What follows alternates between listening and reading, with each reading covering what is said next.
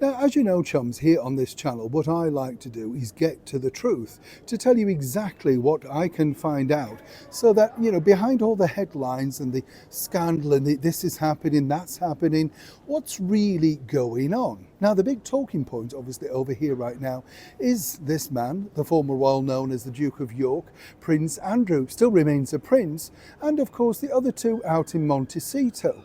And the big story goes that an active parliament now is pushing ahead to make sure that finally the Duke of York will have all of the titles stripped away. Now, the situation is really this. As I say, I've just stepped outside from having a meeting inside 10 Downing Street with somebody very, very important. And what's interesting, what they tell you, is exactly the reasons. Well, let me explain. Morning, good to see you. Thank you so much as ever for joining me today. As I say, big do going on right now here in 10 Downing Street. Some sort of party, some sort of reception. I know, I wish I'd have got a pot of tea in there, yeah. You know what it's like, Jones. You go in full of the joys of spring, you come out thinking, well. As you know, right now, the current British Prime Minister, alongside many people allegedly inside the current government, are not exactly huge fans of the British monarchy. In fact, they've gone on record, as we know, and I've mentioned many times, the Right Honourable British Prime Minister Sir Keir Starmer openly said that he wasn't a fan. Became a sir, you got the picture. The current Culture Secretary, Lisa Nandy, openly stated on a TV show that she would much prefer to see somebody like Harry and Meghan on the throne. And as I also pointed out, money talks the minute they got an opportunity to get a ministerial car. And of course, all the perks that come with the job of being in power, well, then they love it, don't they? Suddenly they like the royal family. They want to be sitting alongside them. It's a bit like Sadiq Khan, another one embroiled in disaster right now by failing to recognise what everybody else knew about, but seemingly he couldn't quite understand what this particular councillor, Susan Hall, meant by the grooming gangs. Suddenly, of course, he loves being a sir. Nobody bothers calling him a sir, though. Of course, everybody calls everybody by the correct title within the British monarchy, and you are trained from a young age, particularly if you cover the royals, to make sure you get the title right. For instance, Her Royal Highness the Princess Royal Princess Anne. You've got to get it right when you go in there, and it's just a mark of respect. Now, as you know, Prince Andrew has already rescinded his title. He's now off the website, and as I told you, the reasons and the speed behind that. But where does it truly lie with Parliament and the government? Well, here's where this gets really interesting, and I wanted to share this with you firsthand. You see, the idea that somebody in Parliament, including the current British Prime Minister, would go along to His Majesty the King and say this is the will of the people, well, that would take a big accountability.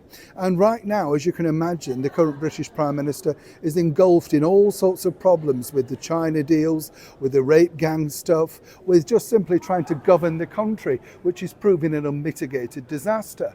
And the other side of the coin is this will be the first time really, even in that terrible situation with the abdication of the Duke of Windsor when he decided to marry Wallis Simpson, it never got to that point.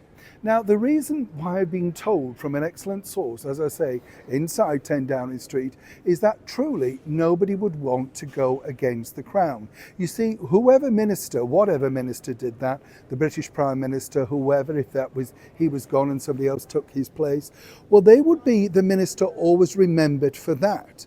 And they don't necessarily want to have that on their tablet, as it were.